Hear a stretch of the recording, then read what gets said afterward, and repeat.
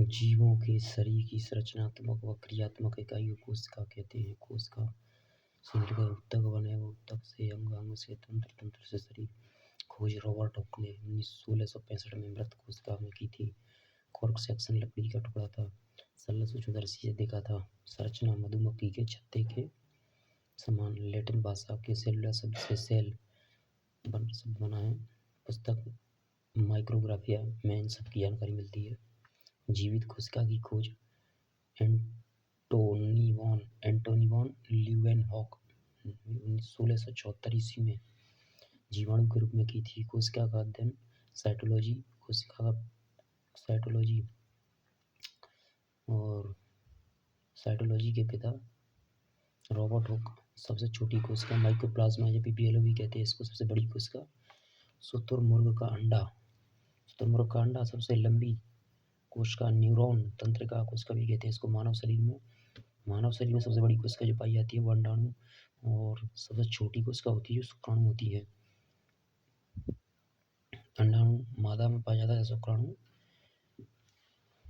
नर में पाया जाता है। पादप शरीर में सबसे बड़ी कोशिका जो होती है वो है एसिटाबुलेरिया और सबसे छोटी कोशिका होती है माइक्रोसिस।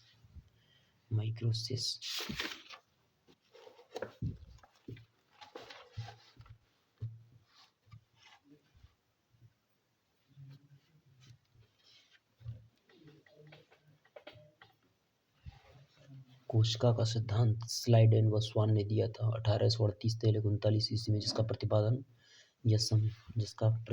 या समर्थक कौन थे? रुडोल्फ विचोफ। कथन क्या है कोशिका सिद्धांत के बारे में कि नई कोशिका पुरानी कोशिकाओं से ही बनती है। कोशिका सिद्धांत के अनुसार कोशिका जीवों के शरीर की आधारभूत इकाई है। जीवों का शरीर कोशिका व कोशिका के घटक से बना होता है। जीवों का आनुवांशिक पदार्थ कोशिका में पाया जाता है। कोशिका सिद्धांत के अपवाद क्या है? आरबीसी है और विषाणु, ये अपवाद है। कोशिका के घटक, कोशिका का जो आवरण होता है वो कोशिका भित्ति और कोशिका झिल्ली से बना होता है। कोशिका भित्ति को सेल वॉल कहते हैं, कोशिका झिल्ली को सेल मेम्ब्रेन कहते हैं। और कोशिका में केंद्रक पाया जाता है। कोशिका में कोशिका द्रव्य जैसे साइटोप्लाज्म और कोशिकांग सेल ऑर्गन कहते हैं। कोशिका दो भागों में बढ़ जाती है, कोशिका भित्ति और कोशिका झिल्ली। कोशिका झिल्ली आगे चलकर दो भागों में बढ़ जाती है। वो कोशिका झिल्ली जो होती है, कोशिका झिल्ली जीव द्रव्य से बनकर बनी है। तो जीव द्रव्य में कोशिका द्रव्य और केंद्रक पाया जाता है।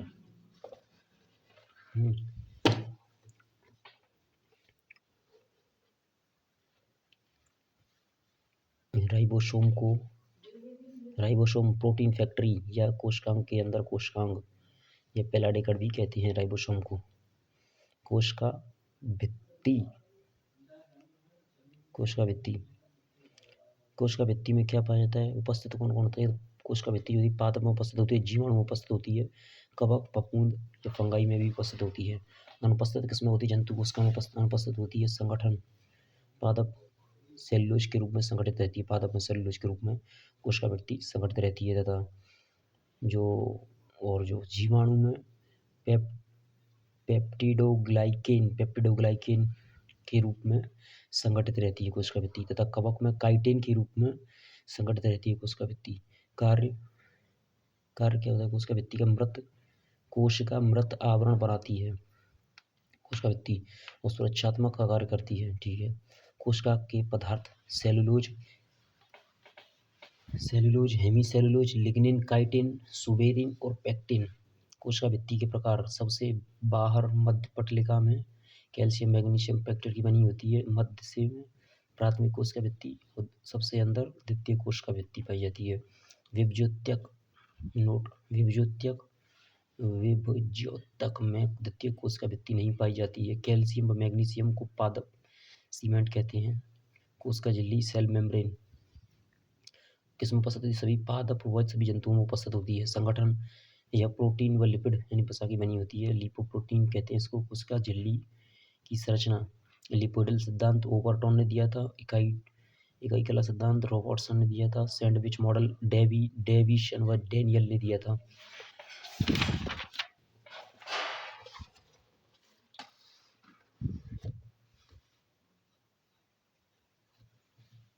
इस सिद्धांत के अनुसार कोशिका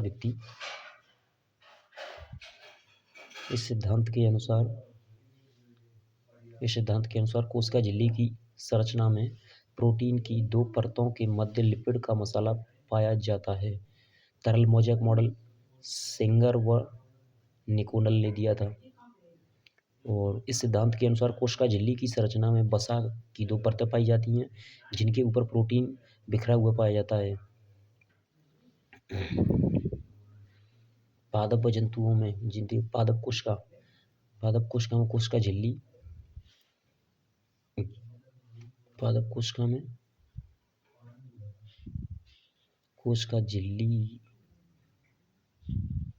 पादप कोशिका है। पादप कोशिका में उपस्थित पादप कोशिका में कोशिका भित्ति भी होती है और लेकिन कोशिका भित्ति जंतुओं में नहीं पाई जाती केवल। ठीक है जी।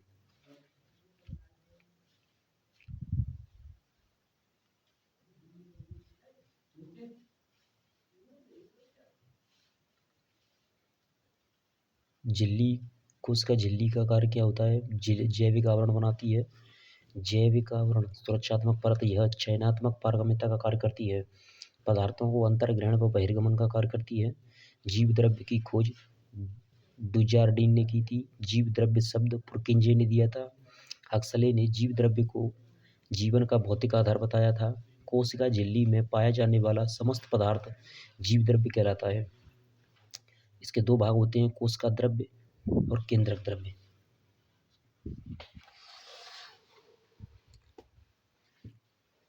पहला कोशिका द्रव्य। कोशिका झिल्ली के अंदर केंद्रक के चारों ओर पाया जाने वाला द्रव्य कोशिका द्रव्य कहलाता है। कोशिका द्रव्य में कोशिकांग पाए जाते हैं जो निम्न होते हैं। कोशिकांग 3 प्रकार के: दोहरी झिल्ली व एकल झिल्ली व झिल्ली रहित। दोहरी झिल्ली में कौन कौन से होते हैं? माइटोकॉन्ड्रिया, लवक जिसे अर्धलवक भी कहते हैं।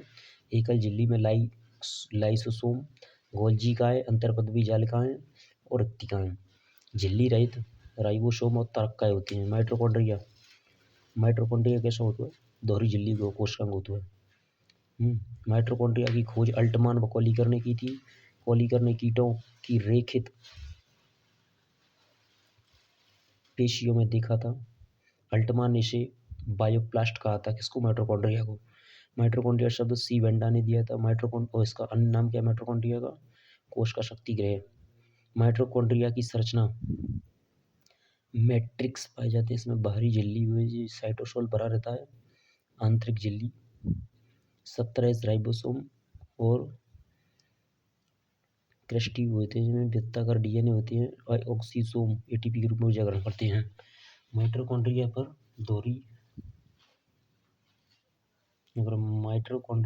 दोहरी झिल्ली पाई जाती है। दोनों झिल्ली के मध्य में भरा हुआ द्रव्य साइटोसोल कहलाता है।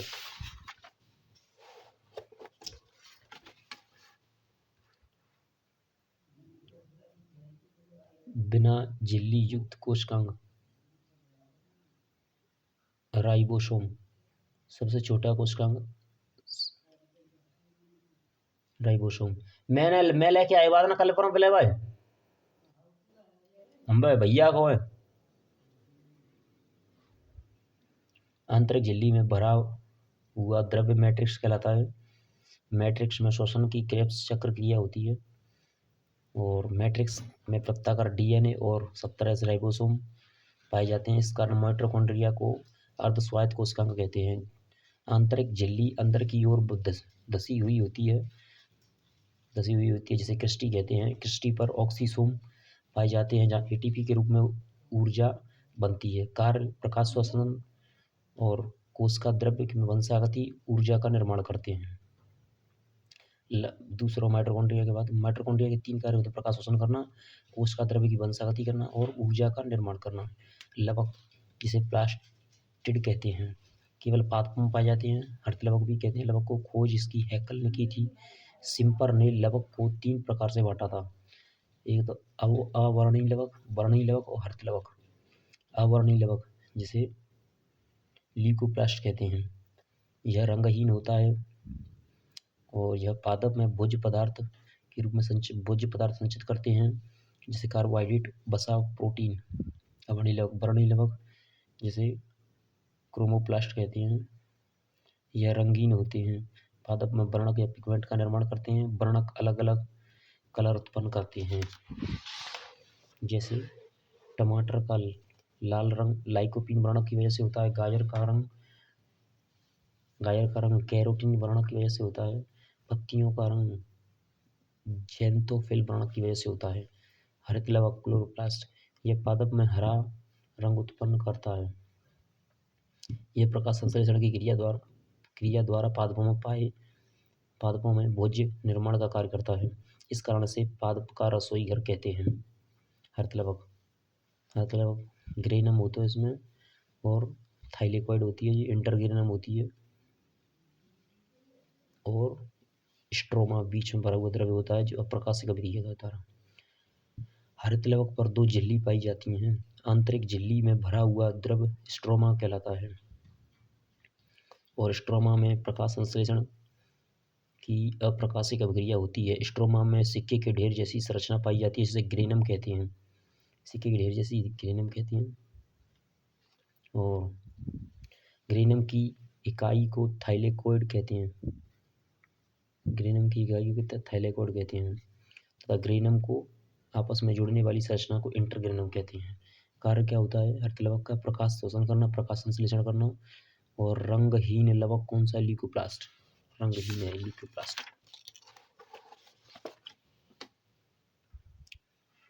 गोल्जी कोय, तीसरा कोशिकांग कौन सा है? गोल्जी कोय। खोज कैमिलो गोल्जी ने की थी, अन्य नाम इसका ट्रैफिक पुलिस भी कहते हैं। गोल्जी कोय को यातायात पुलिस भी कहते हैं और संयुक्त अंग भी कहते हैं। कार्य क्या होता है गोल्जी कोय का? एंजाइम का श्रवण करना, लाइसोसोम का निर्माण करना, कोशिका भित्ति का निर्माण करना। गोल्जी कोय पादप कोशिका में बिखरा हुआ पाया जाता है, जिसे डिक्टियोसोम कहते हैं। लाइसोसोम की खोज डी दुबे ने की थी, अन्य नाम कोशिका की आत्महत्या की थैली कहते हैं। कार्य कोशिका में अपशिष्ट पदार्थों को हटाना होता है। लाइसोसोम सामान्यतः मृत अंगों को खाकर इसमें पाए जाने वाले हाइड्रोलेज एंजाइम की सहायता से इनका पाचन करता है, लेकिन यह कभी कभी अत्यधिक क्रियाशील होकर मृत अंगों के साथ साथ जीवित अंगों का भी पाचन कर लेते हैं, जिसमें कोशिका की मृत्यु हो जाती है। अतः इसे आत्महत्या की थैली कहते हैं। अंतःप्रद्रव्य जालिकाएं की खोज पोर्टर ने की थी, अन्य नाम इसका कोशिका कंकाल है। कार्य वसा व प्रोटीन का संश्लेषण करना होता है।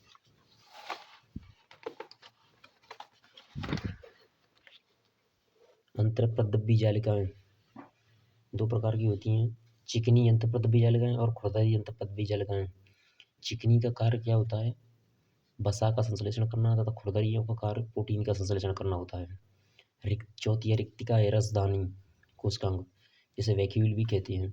खोज डुजार्डिन ने की थी, यह पादप में विकसित व बड़ी होती है। रिक्तिका रसदानी जंतुओं में अनुपस्थित होती है, रिक्तिका नहीं पाई जाती जंतुओं में। झिल्ली को टोनोप्लास्ट कहते हैं, और उत्सर्जित पदार्थ व पोषक पदार्थ को संचित किया जाता है। राइबोसोम खोज पेलाडे ने की थी, पहली बार देखा रॉबिन्सन ने था, इसका नाम प्रोटीन फैक्ट्री दिया था राइबोसोम का। कोशिकांग में कोशिकांग पाया जाता है। राइबोसोम को क्या है? कोशिकांग में भी कोशिकांग होता है, यह सबसे छोटा कोशिकांग होता है। कार्य करता प्रोटीन का संश्लेषण करना होता है। इसके प्रकार होते हैं राइबोसोम के 70 एस राइबोसोम पाया जाता है। प्रोकैरियोटिक कोशिका पाई जाती है, माइटोकॉन्ड्रिया होती है, हरित लवक होती है। और 80 एस राइबोसोम में 40 + 60 80 एस राइबोसोम बनता है इससे, और यूकैरियोटिक में पाया जाता है पादप जंतु में।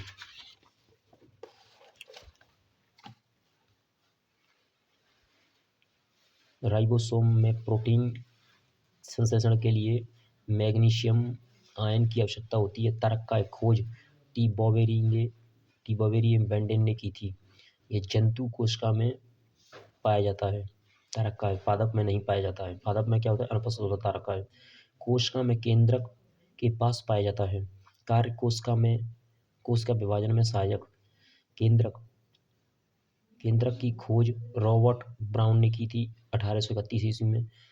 आर्किड पादप की जड़ों में। केंद्रक की खोज किसने की थी? रॉबर्ट ब्राउन ने।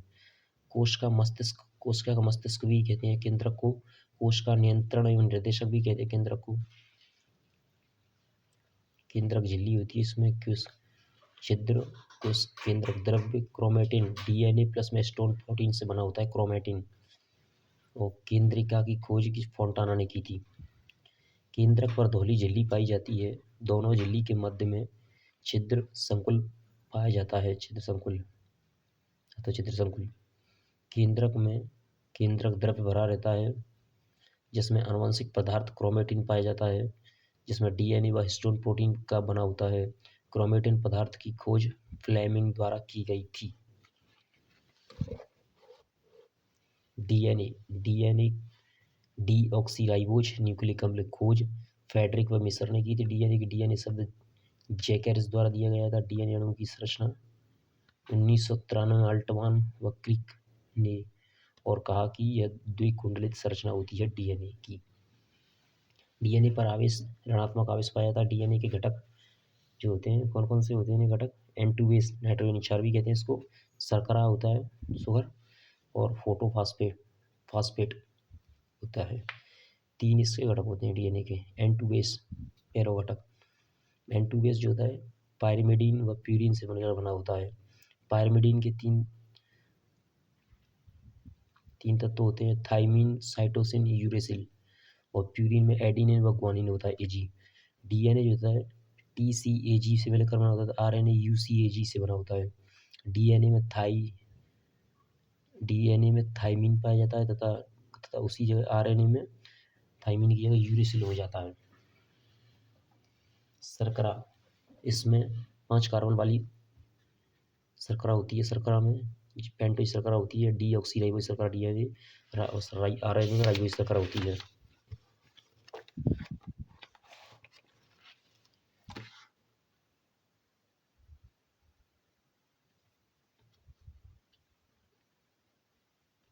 नाइट्रोजनी क्षार प्लस शर्करा मिलकर न्यूक्लियोसाइड बनाते हैं। नाइट्रोजनी क्षार प्लस शर्करा प्लस फॉस्फेट मिलकर न्यूक्लियोटाइड, और न्यूक्लियोटाइड प्लस में न्यूक्लियोटाइड मिलकर पॉलीन्यूक्लियोटाइड की श्रृंखला डीएनए और आरएनए का निर्माण करती है। डीएनए की संरचना में 3' से 5' की और 5' से 3' की और लंबाई 34 एंगस्ट्रॉम, व्यास 20 एंगस्ट्रॉम। ए और टी के मध्य में डबल हाइड्रोजन बंध पाया जाता है तथा ग्वानिन और साइटोसिन के मध्य में ट्रिपल हाइड्रोजन बंध पाया जाता है। वॉटसन व क्रिक के अनुसार डीएनए 2 पॉलीन्यूक्लियोटाइड श्रृंखला का बना होता है, जिसमें दोनों श्रृंखलाएं एक दूसरे के विपरीत व समांतर होती हैं। दोनों श्रृंखला मिलकर एक लूप का निर्माण करती हैं। लूप की लंबाई 34 एंगस्ट्रॉम तथा व्यास 20 एंगस्ट्रॉम होता है। डीएनए में नाइट्रोजनी क्षार एडिनिन व थाइमिन के मध्य 2 हाइड्रोजन बंध तथा ग्वानिन व साइटोसिन के मध्य में 3 हाइड्रोजन बंध पाए जाते हैं। डीएनए व आरएनए में अंतर। डीएनए में डीऑक्सीराइबोज शर्करा होती है, आरएनए में राइबोज शर्करा होती है। इसमें थाइमिन नाइट्रोजनी क्षार होता है डीएनए में। इसमें थाइमिन की जगह यूरेसिल नाइट्रोजनी क्षार होता है। डीएनए 2 श्रृंखलाओं से बना होता है, यह आरएनए एकल श्रृंखला से बना होता है। डीएनए से डीएनए बनाया जा सकता है, यह प्रतिक्रियात्मक गुण पाया जाता है इसमें। आरएनए से लेकिन आरएनए नहीं बनाया जा सकता, इसमें प्रतिक्रियात्मक गुण नहीं पाया जाता है। ठीक है। अंतर गुणसूत्र की खोज जो होती है स्ट्रॉसबर्गर ने की थी। गुणसूत्र शब्द वोल्डेयर ने दिया था।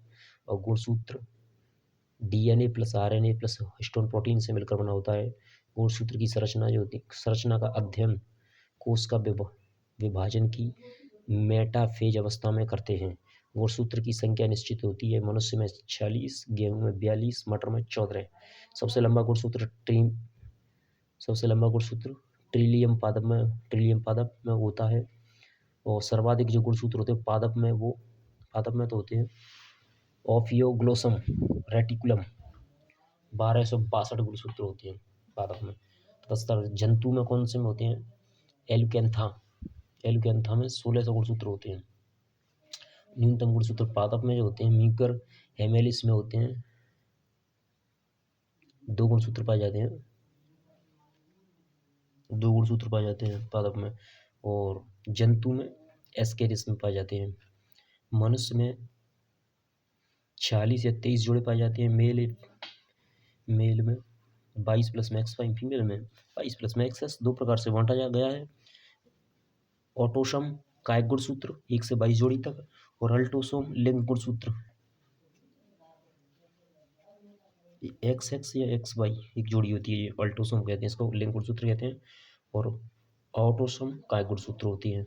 लड़का या लड़की यह पुरुष के वाई गुणसूत्र पर निर्भर करता है।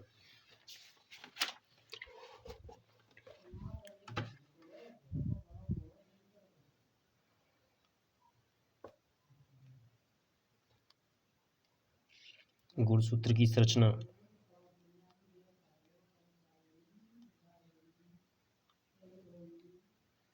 गुणसूत्र की संरचना होती है टीलोमियर टीलोमियर क्रोमेटिड और सेंट्रोमियस। पेलिकल होता है, इसमें क्रोमेनिमा होता है, मैट्रिक्स होती है क्रोमेटिड। गुणसूत्र की भुजा को क्रोमेटिड कहते हैं।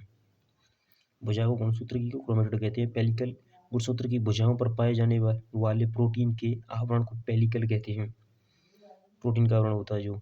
सेंट्रोमियर गुणसूत्र की भुजाएं जिस बिंदु पर आपस में जुड़ती हैं उसे सेंट्रोमियर कहते हैं। सेंट्रोमियर गुणसूत्र की भुजाएं जिस बिंदु पर आपस में जुड़ती हैं उसे सेंट्रोमियर कहते हैं। मैट्रिक्स गुणसूत्र की भुजाओं में पाए जाने वाला द्रव्य मैट्रिक्स कहलाता है, जिसमें तल जल खनिज लवण व एंजाइम पाए जाते हैं। क्रोमेनिमा गुणसूत्र की भुजाओं में डीएनए के बने आनुवांशिक धागे क्रोमेनिमा कहलाते हैं। गुणसूत्र की भुजाओं में डीएनए के बने आनुवांशिक धागे क्रोमेनिमा कहलाते हैं। टीलोमियर गुणसूत्र की भुजाओं का अंतिम खंड टीलोमियर कहलाता है।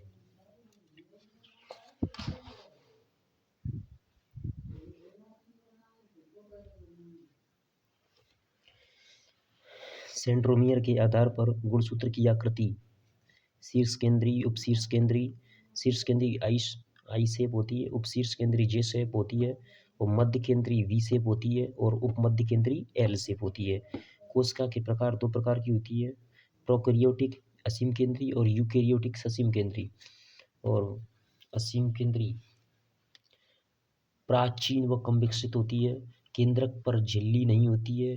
प्रोकैरियोटिक में तो झिल्ली नहीं होती है, झिल्ली वाले सभी अंग अनुपस्थित होते हैं। 17S राइबोसोम होती है। और प्रोकैरियोटिक के उदाहरण कौन कौन से हैं? जीवाणु, माइकोप्लाज्मा, नील हरित शैवाल, पीजीए। और यूकैरियोटिक या ससीम केंद्रीय आधुनिक व विकसित केंद्रक पर दोहरी झिल्ली होती है, सभी अंग पाए जाते हैं। 17 राइबोसोम पादप व जंतु में यूकैरियोटिक या ससीम केंद्रीय पाई जाती है। पादप जंतुओं में सभी पादप जंतु कोश का पादप कोश का और जंतु कोश का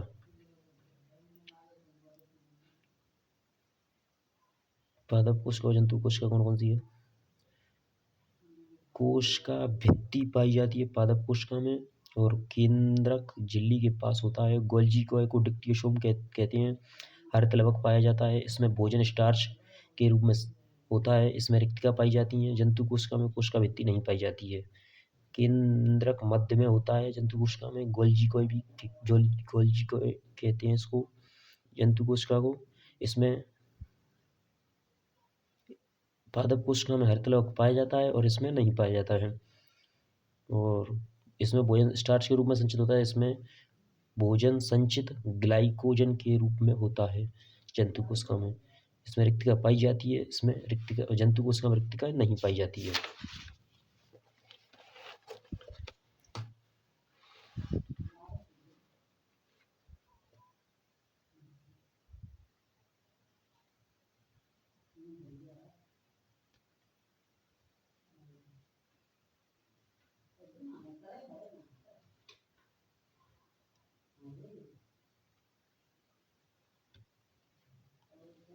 कोशिका विभाजन कोशिका द्वारा विभाजित होकर नई कोशिका बनाना कोशिका विभाजन कहलाता है, क्योंकि जैसे जैसे कोशिका का आकार बढ़ता जाता है केंद्रक का नियंत्रण कम होता है।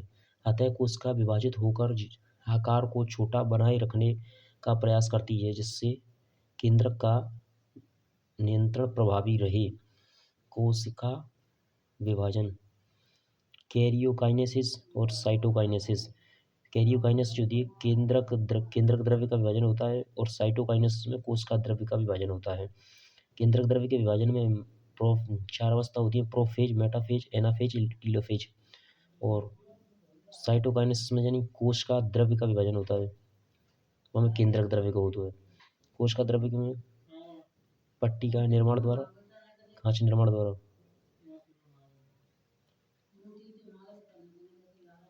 दवाई ले भी चलता फिर यार बेटा ही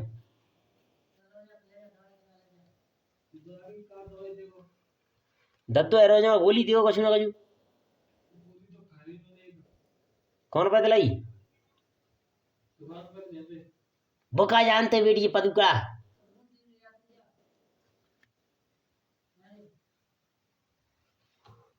प्रोफेज, यह सबसे लंबी अवस्था होती है। गुणसूत्र इसमें धागेनुमा पाए जाते हैं प्रोफेज अवस्था में, और केंद्रक झिल्ली लुप्त होना प्रारंभ होती है। मेटाफेज, केंद्रक झिल्ली लुप्त हो जाती है मेटाफेज अवस्था में, गुणसूत्र मध्य में व्यवस्थित होते हैं जिसे मेटाफेज कहते हैं, मेटाफेज प्लेट कहते हैं। इसमें गुणसूत्र सर्वाधिक स्पष्ट दिखाई देते हैं, इसलिए अध्ययन करने में मेटाफेज अवस्था का उपयोग किया जाता है। इस कारण गुणसूत्र की संरचना का अध्ययन करते हैं। और तारक तंतु मेटाफेज प्लेट बीच में होती है।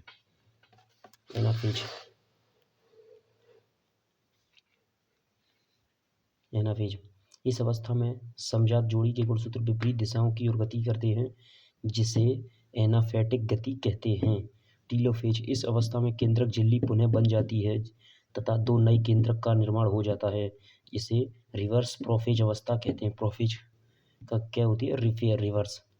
कोश का विभाजन के प्रकार: असूत्री, समसूत्री, अर्धसूत्री। असूत्री कोश का विभाजन, यह कम विकसित हो तथा एक कोश के जीवों में होती है। इसमें अवस्थाएं नहीं होती हैं। जीवाणु, नीलहरित शैवाल, अमीबा, पैरामीशियम। समसूत्री कोश का विभाजन और अर्धसूत्री कोश का विभाजन में अंतर: समसूत्री जो होती है इसमें इसे कायक कोश का कहते हैं, और यह जनन कोशिका में होता है। अर्धसूत्री कोश का विभाजन, यह कायिक कोशिका में होता है। समसूत्री यह शरीर की वृद्धि व मरम्मत के समय होता है।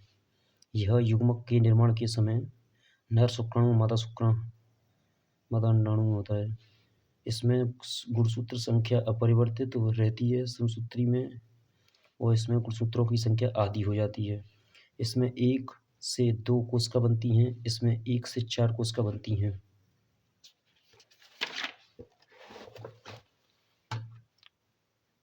एक अर्धसूत्री विभाजन द्वारा एक अंडाणु तथा 4 शुक्राणु बनते हैं। इंपॉर्टेंट है, एक अर्धसूत्री विभाजन द्वारा एक अंडाणु तथा 4 शुक्राणु बनते हैं। अर्थात यह किसमें पाया जाता है? किसमें? नर शुक्राणु मादा अंडाणु में पाया जाता है। कौन सा? अर्धसूत्री कोश का विभाजन। कौन सा टॉपिक खत्म हो? कोश का। चलो।